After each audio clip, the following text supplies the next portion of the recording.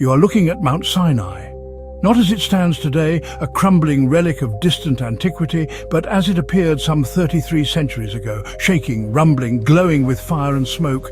A throne, they said, of the Almighty, but perhaps not quite the Almighty they imagined. The Old Testament tells of a people, Hebrews, descended from a nomadic clan in the Sumerian city of Ur, a clan guided, ruled, and sometimes threatened by a being known as Jehovah. Was this God, or was it something else entirely?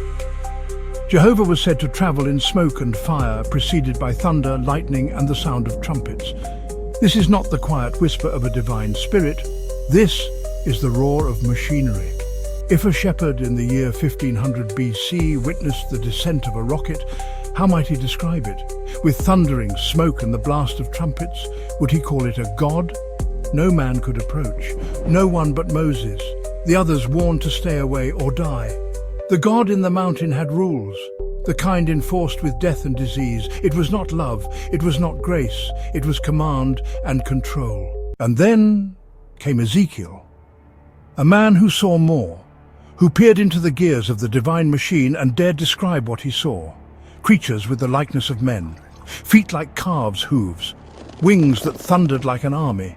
Their heads shimmered like crystal domes, a chariot not of heaven, but of engineering.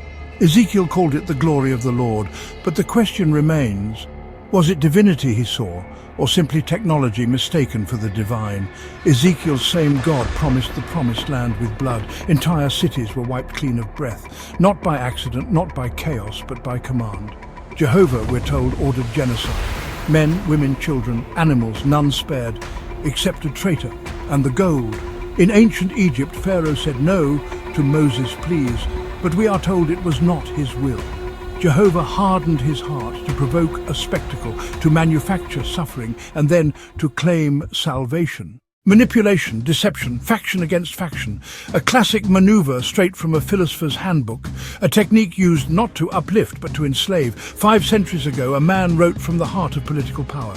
His name, Machiavelli. His warning, that conflict could be manufactured like a product, refined like oil and sold as truth. Machiavelli described how rulers held cities in their grip, not with walls, but with division. Keep them quarreling, he said. Arm each side just enough.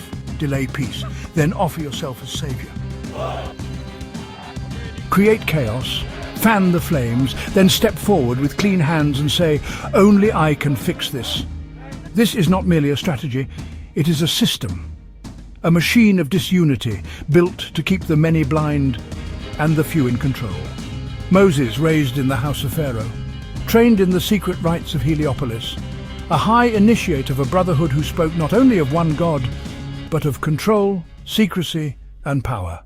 That brotherhood still exists, in symbols, in secrecy, and in silence. It spins its web across time, and from behind that veil the so-called custodians have whispered to us, not as gods, but as masters.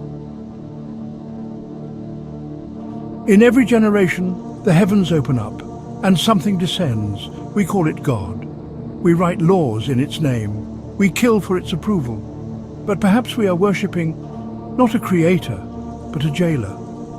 Submitted for your consideration, that what came from the heavens was not salvation, but a system, a machine, one that does not love, does not forgive, and does not rest, and that the true test of faith is learning to shut it off. Perhaps mankind has never been divided by race or creed or border. Perhaps it was always the same ancient hand drawing the lines and moving the pieces, a hand that wears many masks, one of them called God.